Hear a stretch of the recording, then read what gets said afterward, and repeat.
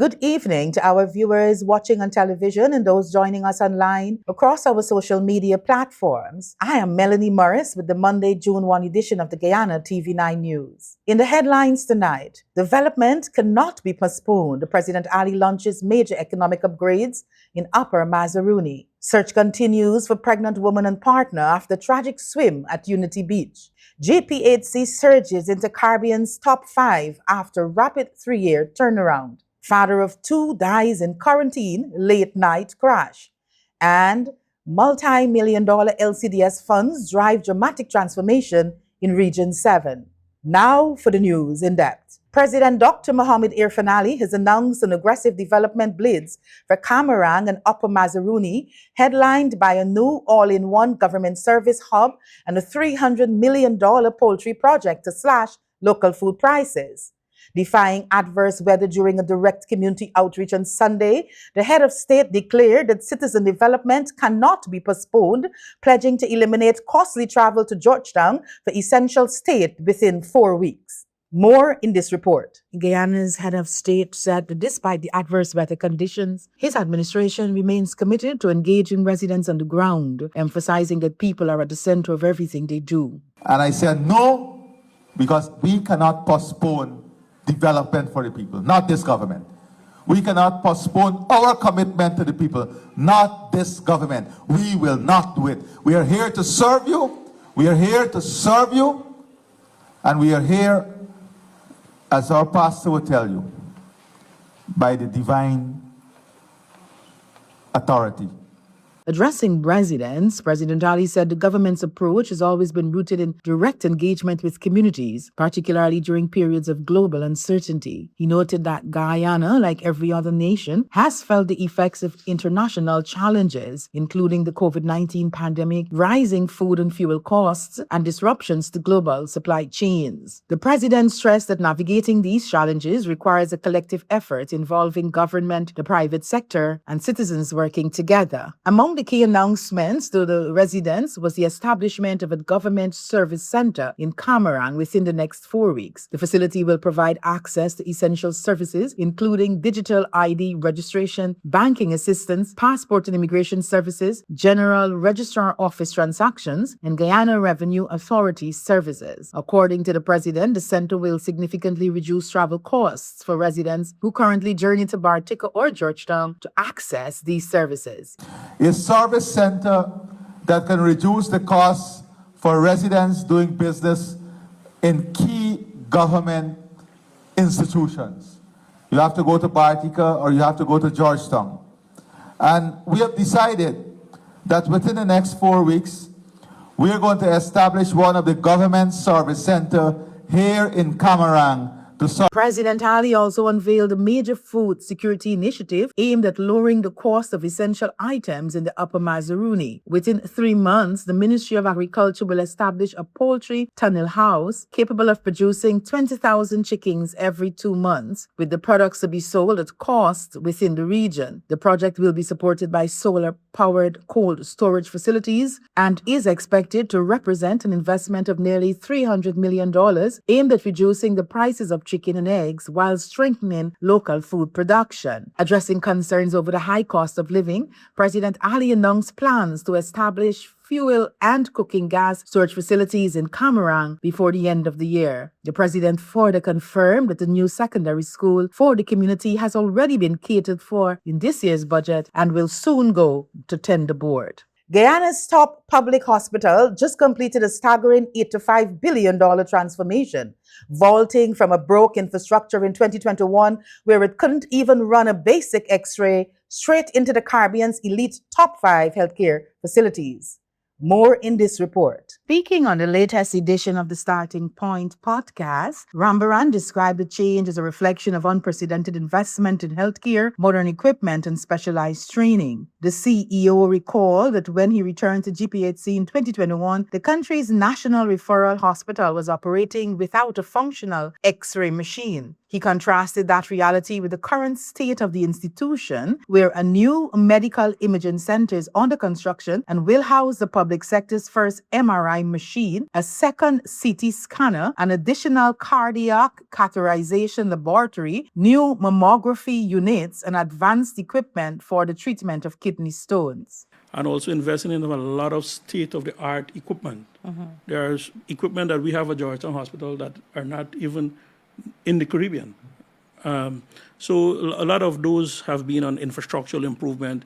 I always say that once we give the people the tools, they shouldn't complain. He further noted that some of the equipment now available at GPHC cannot be found elsewhere in the Caribbean. The hospital's transformation has also been reflected in patient outcomes, particularly in maternal health care. Rambaran revealed that only 2 maternal deaths have been recorded so far this year, both linked to indirect causes compared to 11 deaths last year. He credited the improvement to a major restructuring of maternity services, increased accountability among medical staff, expanded facilities, enhanced monitoring systems, and partnerships with international institutions to improve clinical training. It is the best. It is the best. And not just public health care. It is the best health institution in this country. And I will even give myself the liberty. It's in the top 5 in the Caribbean. The GPHC's CEO also highlighted the hospital's ongoing digital transformation, describing electronic health records as one of the most ambitious projects currently underway. He added that the hospital's IT infrastructure has largely been completed and that a fully integrated electronic health record system is expected to be operational within the next 2 years. The initiative is expected to improve efficiency, patient care, and coordination across the institution's 74 departments. Only 7 schools across Guyana have been temporarily closed due to heavy rainfall. The Ministry of Education confirmed after inspections of more than 75% of schools nationwide found most remain safe for normal classes. The ministry says it is working with affected schools to ensure learning continues through alternative arrangements where needed, while monitoring conditions and providing updates as the weather situation develops. Agriculture Minister Zulfikar Mustafa has virtually launched the 20th Caribbean Week of Agriculture 2026, warning that the region's food future depends entirely on unity, innovation, and strategic investment. Speaking as chair of the Ministerial Task Force on Food Security, Minister Mustafa unveiled the event's theme, the new face of Caribbean food system, to drive a modern, competitive, and resilient agricultural sector.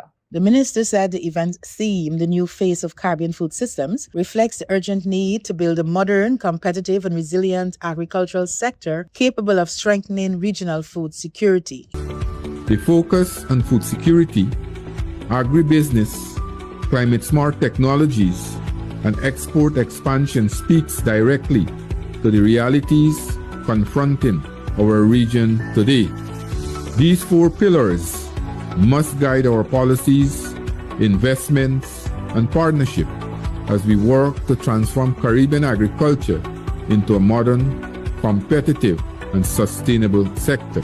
Minister Mustafa said Caribbean Week of Agriculture has become one of the region's most important platforms for advancing agricultural development and food security, bringing together governments, farmers, private sector stakeholders, researchers, and development partners to pursue a shared vision for a stronger food system. He noted that while agriculture remains critical to economic growth, poverty reduction, and rural livelihoods, the sector continues to face challenges including climate change, rising production costs, supply chain disruptions, and market instability. Despite these obstacles, Minister Mustafa said CARICOM states have made significant progress through targeted investments, policy reforms, and strategic partnerships. Our collective success will depend on continued collaboration, innovation, and sustained investment in the agriculture sector.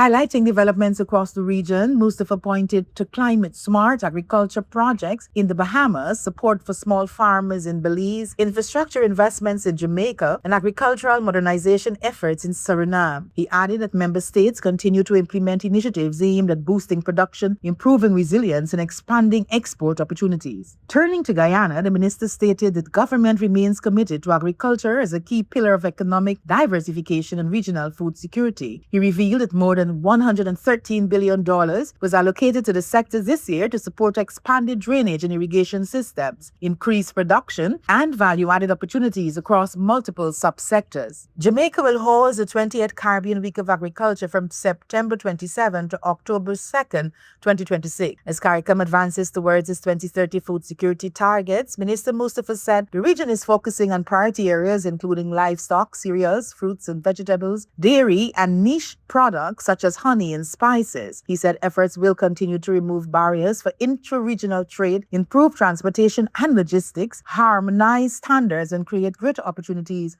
for Caribbean. We'll be back after the short break. Stay tuned. GCOM is currently conducting a national registration exercise. Who can register? Anyone who will be 14 years or older by June 30, 2026, and is a Guyanese citizen by birth, descent, naturalization, or is a citizen from a Commonwealth country living in Guyana for 1 year or more. How to apply for registration? You must visit the GCOM registration office that is responsible for your area of residence to apply for registration, name change, or correction. You must have the following source documents as might be relevant: original birth certificate or valid Guyana passport for new registration, original marriage certificate and original birth certificate in the case of a name change by marriage, original deed poll and original birth certificate in the case of a name change by deed poll, original naturalization certificate and original birth certificate or valid passport in the case of naturalization. This registration exercise will end on May 29, 2026. You need to apply for a transfer if you now live at a different address than the one you were registered at. For more information, contact GCOM on 225-027729 or visit www.gcom.org.gy. GCOM is currently conducting a national registration exercise. Who can register? Anyone who will be 14 years or older by June 30, 2026, and is a Guyanese citizen by birth, descent, naturalization, or is a citizen from a Commonwealth country living in Guyana for 1 year or more. It is the civic duty and legal responsibility of all Guyanese who meet the eligibility criteria to apply for registration. By so doing, you will be ensuring that you are issued a national identification card and be included in the official list of electors for future elections, provided you meet all eligibility criteria. This registration exercise will end on May 29, 2026. You need to apply for a transfer if you now live at a different address than the one you were registered at. For more information, contact the GCOM on 225-027729 or visit www.gcom.org.gy. I know you have work to do, but come, I just need a minute of your time. It won't even take that long. So, I have a proposal. We could do besties in Punta Cana. Really need a getaway. And not to worry, I went to Sunita Travel Agency and they recommended a few hotels that do all-inclusive stays. And they're very affordable. The vibes. Let me tell you something. We do not want to miss a trip to Punta Cana. Why? Ziplining. No, I know this is not your vibe. Please, listen. Hold on. Wait. I know you like throw it back. There's a boat party. We could go there. And then there's this thing called buggy adventure, some buggy something. I don't know, but I want to be a buggy or whatever it is. I just want to be a part of it. And then we got snorkeling. Oh, this thing is so ugly. Please, you be next to uglier things than this. Stop it. Trust me, you're going to love it. It'll be just you and me, Punta Cana, drinks, just having the time of our life. Not to worry. We've got many flight options, and they made sure that they went through it with me. The prices are affordable. Trust me, I know you like thinking about the budget or whatever. Remember the time when we went and we missed the flight? Yeah, when we booked with Sunita Travel Agency, even if it happens, with slim chance, they'll know what to do, and we won't be stranded like we did the last time. This solid plan. You, me, Punta Cana. Cheap. It won't even hurt your pocket. Please say yes. Yes.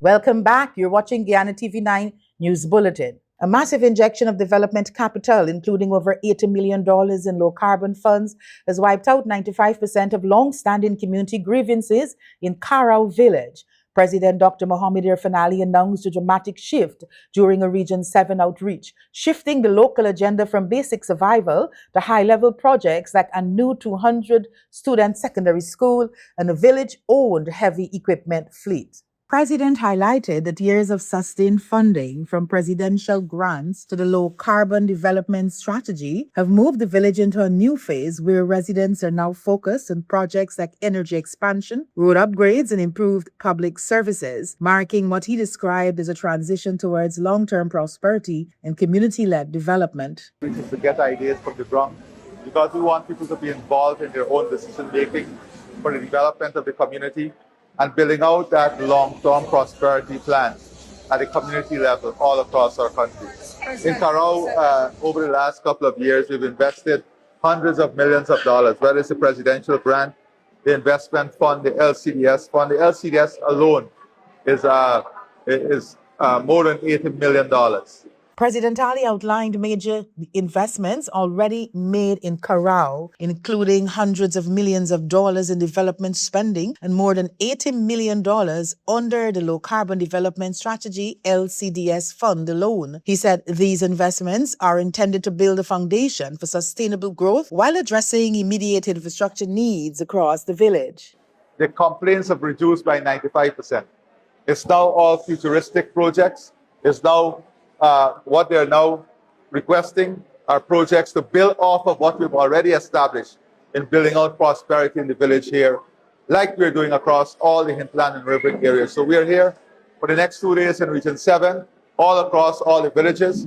And not only are we going to be looking at the opportunities and what we have to do, but we'll also be assessing the performance of technical people. And wherever there's lapses in that performance, there will be consequential effect. Among key projects announced was an energy solution to meet rising demand, with the government exploring a mini off-grid system or generator support as electricity needs grow alongside a new secondary school expected to accommodate more than 200 students. He also confirmed that a dental chair already delivered to the health center will be made operational within a week alongside the deployment of a full-time dentist. Infrastructure development featured prominently, particularly road rehabilitation and maintenance. The government plans to support the village in acquiring equipment such as a grader, roller, and truck to maintain both village roads and the back dam network, building on earlier support that included an excavator for drainage and agricultural work. Other commitments included addressing erosion affecting a 40-foot section of Lower Karau through technical assessment and intervention, improving water system reliability, and advancing a home improvement project targeting vulnerable households, including elderly residents, persons with disabilities, single mothers, and large families. A 29-year-old security guard and father of two, Samuel Campbell of Manchester Village, Corentyne, lost his life on Sunday night following a crash near the Eversham-Coker Bridge. Eyewitness Rawl Clark said Campbell was driving motor car PAP 1332 when another vehicle reportedly swerved into his lane after attempting to avoid an animal on the road. The vehicles collided, causing Campbell to lose control before striking a GPL pole and coming to a stop at Eversham Village Bridge. Bystanders rushed to pull him from the wreckage. Clark said Campbell briefly showed signs of life before passing away at the scene. He was later taken to the No. 75 Regional Hospital. Reports allege the occupants of the other vehicle may have been under the influence of alcohol, but police have not yet confirmed this. Hope is fading on the east coast of Demerara as rescuers search for a pregnant woman and her partner who vanished during a desperate struggle in the sea on Sunday. More from Adana Doric. The pair has traveled to Unity Beach on May 31st with friends and relatives from an outing that ended in tragedy. Roxanne Walrun, the mother of missing pregnant woman Lloydicia Walrun, indicated that while swimming, the woman began drifting farther from shore amid rough water conditions, quickly finding herself in difficulty. In a frantic attempt to save her, her partner, identified as Francis, a former police runt, entered the water to bring her back to safety. Witnesses say the situation unfolded in moments and both were soon seen struggling before disappearing beneath the surface. My daughter, she husband, my daughter-in-law, she cousin, and the brother and the girl went out there. I was Annie the banner when looking at my granddaughter. Same time, they went to the NA when bathing, but I take my little granddaughter back the seawall, and same time my little daughter run out and said out, my daughter drowned. Alarm was immediately raised by those on the beach, prompting initial rescue attempts by bystanders. I didn't see what took place, but then she husband went out to save she. Same time she called for you, like he didn't take it serious, and then she called for you again. And then he take it serious, then say he just put up his hands on and go down and he never come up back. However, despite these efforts, neither the woman nor Francis could be located before emergency responders arrived and expanded the search. Police ranks, members of the Guyana Defense Force, fishermen, and residents have joined forces in an extensive operation along the shoreline and surrounding waters. The search continued into Monday, with teams combining the area from first light in hopes of finding any trace of the missing couple. As hours stretch into uncertainty, no confirmed sightings have been reported. Adana Dorek, Ghana TV9 News. More news after the break. Stay with us.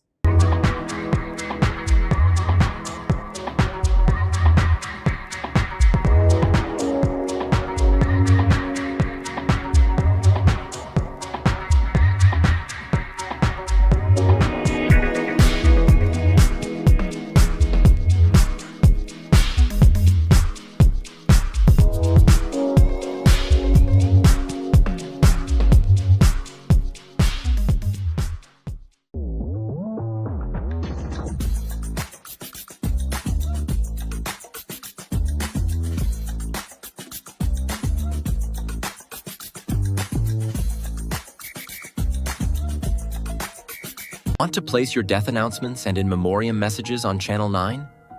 Call 592-761-5006, 710-5008, 600-5006. Or visit our office at Lot 85A Lamaha Street, Albertown, Georgetown, Century 21 Building. Guyana Channel 9 is now Guy TV9, proudly under new management. We're building stronger with a balanced and open platform for all advertisers. Whether you're promoting a business, service, or event, your message belongs right here. So choose your spot, news, primetime, or anytime, and reach viewers across Guyana. With affordable rates and professional service, Guy TV9 is your partner in progress. So visit us at Lot 21A, Lamaha Street, Georgetown, in the Century 21 building, or call 600-5006 or 761-5006. Guyana TV9. New leadership, fresh outlook, real results.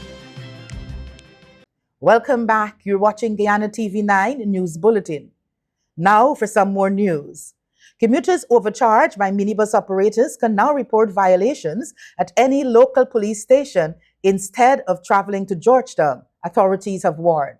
Adonna Dorek has this report. Speaking on the program, Road Safety New, the inspector underscored that overcharging and failure to display official fares are offenses and commuters should not hesitate to act. Any bus who have the fare structure there or not, and they're being charged, the passengers being charged Above what is there. You have the right to come at any police station. You don't have to return to Georgetown or to any police station or any police. You report same, make sure you get a bus number and a bus route. Passengers are being encouraged to take immediate action when they encounter fares violations, including noting bus numbers and route details. Inspector Ford stressed that this information is crucial for investigation and enforcement, allowing police to pursue offenders effectively at the local level. He further reminded operators that public transportation carries a legal obligation, meaning drivers are required to accept passengers and transport them along designated routes. Refusing service or manipulating fares outside approved guidelines constitutes a breach of that duty. A key part of the law also requires that fare structure be clearly displayed inside buses in a conspicuous place, ensuring passengers can see and understand the approved rates before boarding. This transparency is intended to prevent disputes and ensure fair treatment of commuters. Inspector Ford noted that both passengers and operators have responsibilities under the law, with penalties applicable to non-compliance on either side. However, he emphasized that enforcement depends heavily on public cooperation and reporting. He urged commuters not to ignore violations even if confrontation arises, but instead to report incidents with as much details or evidence as possible. Donna Durek, Ghana TV9 News. In regional news, the 2026 Atlantic hurricane season officially begins today, June 1, and runs through November 30. Regional disaster management agencies are urging residents to prepare early by reviewing emergency plans, securing their homes, and stocking essential supplies. Although forecasters predict a near-average season, officials warn that it only takes one storm to cause significant damage and are encouraging the public to remain vigilant throughout the 6-month period. Turning to news internationally, global oil prices jumped on Monday as rising tensions in the Middle East fueled fears of possible supply disruptions. Markets reacted to uncertainty around key shipping routes, pushing crude higher and raising concerns about increased fuel and transport costs worldwide. Analysts warned that if tensions continue, oil prices could remain volatile, with knock-on effects for inflation and consumer prices in many countries around the world. Those are our major headlines for tonight's newscast. For more trending stories, follow us at our Facebook, TikTok, and YouTube platforms at GUI TV9. I am Melanie Morris. Thanks for watching.